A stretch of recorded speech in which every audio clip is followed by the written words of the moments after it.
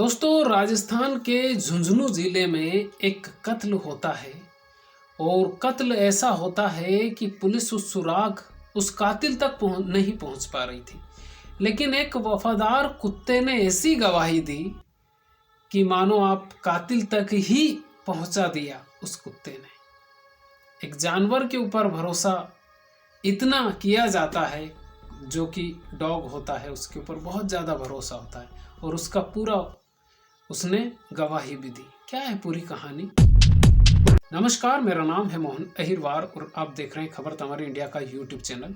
दोस्तों, चैनल पर पहली बार आए हैं तो चैनल को सब्सक्राइब जरूर कर लीजिएगा और बेल आइकन यानी घंटे के बटन को आप जरूर दबा दीजिएगा, जिससे कि आने वाले हर वीडियो हमारे आपको मिलते रहे। दोस्तों, आज की जो सच्ची घटना है ये राजस्थान के रामगढ़ जिले से लेकर झुंझुनू तक फैली हुई है।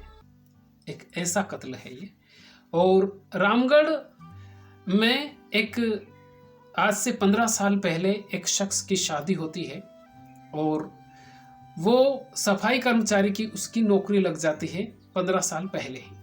शादी होती है कविता नाम की एक लड़की से और उसकी जो नौकरी लगती है वो रामगढ़ से झुंझुनू जिले में लग जाती है।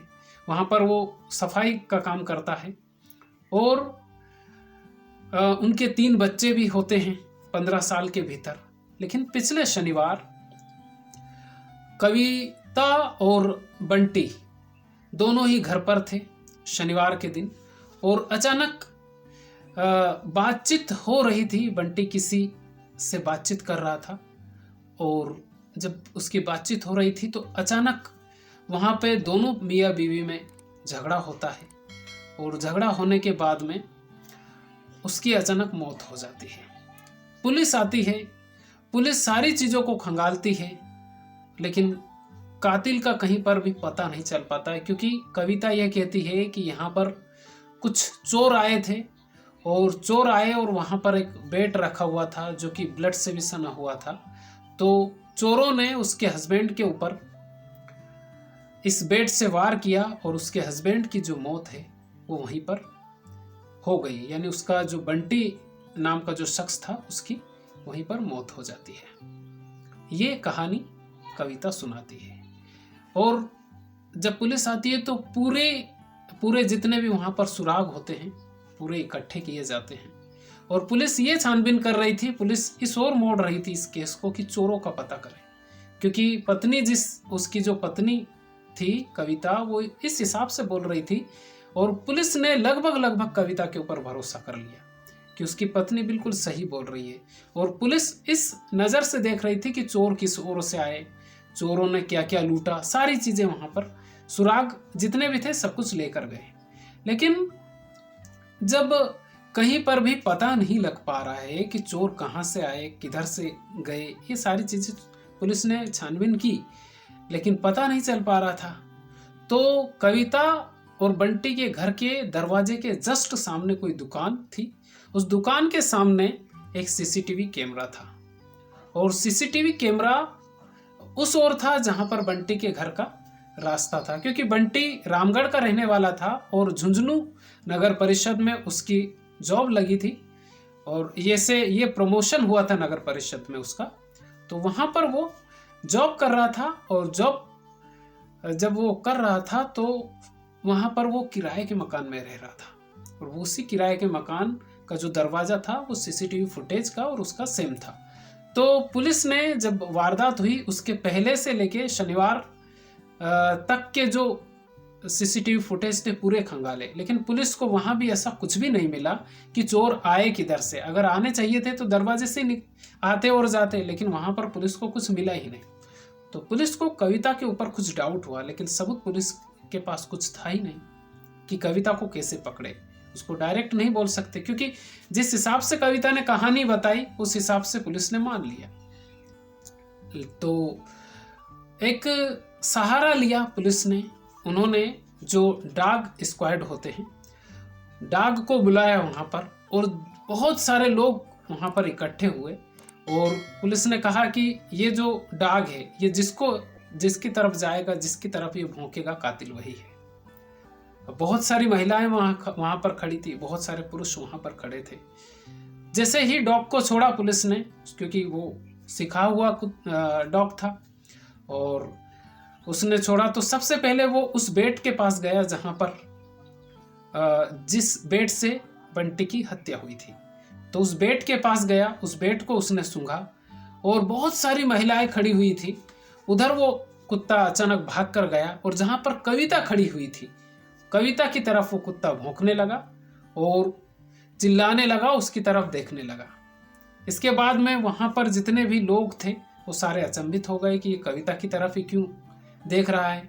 फिर पुलिस ने कविता को अरेस्ट किया और अरेस्ट करने के बाद में कविता से पूछताछ की और उसने पुलिस की जो ओरिजिनल रूप था पुलिस का वो कविता को दिखाया और दिखाने के बाद में फिर कविता ने जो कहानी सुनाई पुलिस को वो मैं आपको बताने की कोशिश कर रहा हूँ। कविता ने बताया कि जब से प्रमोशन हुआ था बंटी का और इसके नाजायज संबंध थे किसी महिला से नगर परिषद में, और जब ये झुंझुनू में काम कर रहा था तो वहाँ पर भी वो महिला मौजूद थी और जैसे ही ये नगर परिषद में इसका प्रमोशन हुआ तो वहाँ पर भी वो महिला आ गई और इसके नाजायज संबंध थे किसी महिला से, वो भी सफाई कर्मचारी ही थी वो महिला भी। और शनिवार के दिन बंटी बातचीत कर रहा था उसी महिला से और उसी बीच दोनों की बहस हुई और बहस होने के बाद में कविता ने जो बेड था उस बेड से वार किया और वार ऐसा था कविता का कि फिर उसकी मौके पर ही मौत हो गई।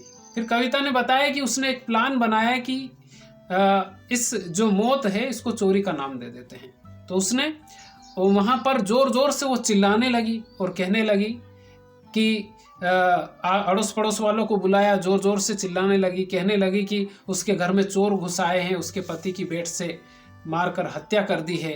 इस टाइप से वो चिल्लाने लगी। फिर पुलिस आई और ये पूरी कहानी उसने गढ़ी और यही कहानी उसने पुलिस को बताई। इस वजह से पुलिस ने भी मान लिया था कि हाँ जो कविता बोल रही है वो सच है, और ये कहानी उसने पूरी पुलिस को बताई और उसने सिर्फ नाजायज संबंध होने के कारण बंटी के उसकी हत्या कर दी। उसके 3 बच्चे हैं और अभी पिता नहीं है और उसकी माँ जेल में चली गई, तो आप मान लीजिए कि बच्चे अनाथ हो गए। अब आप 100% ये मान लीजिए।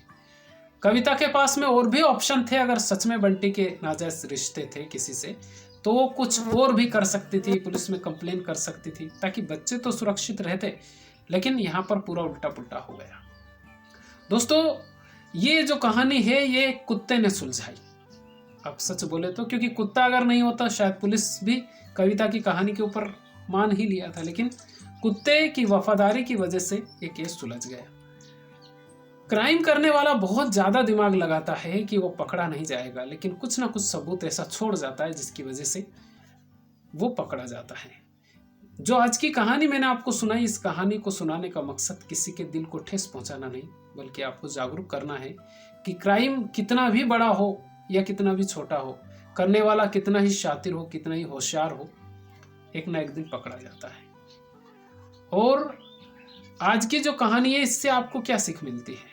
कविता के पास में और भी ऑप्शन थे, आप मुझे कमेंट करके जरूर बताइएगा। अगर वो हत्या ना करती बेड से तो उसके बच्चे सुरक्षित होते और बंटी भी बच सकता था और उसको समझाया जा सकता था। बहुत सारे रास्ते थे कविता के पास, लेकिन अब तो बच्चे अनाथ हो गए सच में, क्योंकि वो मामूली सा सफाई कर्मचारी था। कितनी पगार होगी उसकी? ज़्यादा तो नहीं होगी, यही 10-12 हज़ार से, इससे ज़्यादा नहीं होगी शायद। तो दोस्तों ये कहानी आपको कैसी लगी आप हमें कमेंट करके ज़रूर बताइए। चैनल पर पहली बार आए हैं तो चैनल को सब्सक्राइब जरूर कर लीजिएगा। खुश रहिए, अपने माता पिता का ख्याल रखिए। अगर आपके घर में आपके दादा दादी हो तो 24 घंटे में 1 घंटा उनके पास जरूर बैठिए, क्योंकि वो जो आपको नॉलेज दे सकते हैं दुनिया की कोई भी यूनिवर्सिटी वैसा नॉलेज आपको नहीं दे सकती, क्योंकि आपके जो दादा दादी या घर के जो बड़े बुजुर्ग हैं वो आपको संस्कार देंगे। तो दोस्तों खुश रहिए, बहुत बहुत धन्यवाद आपका।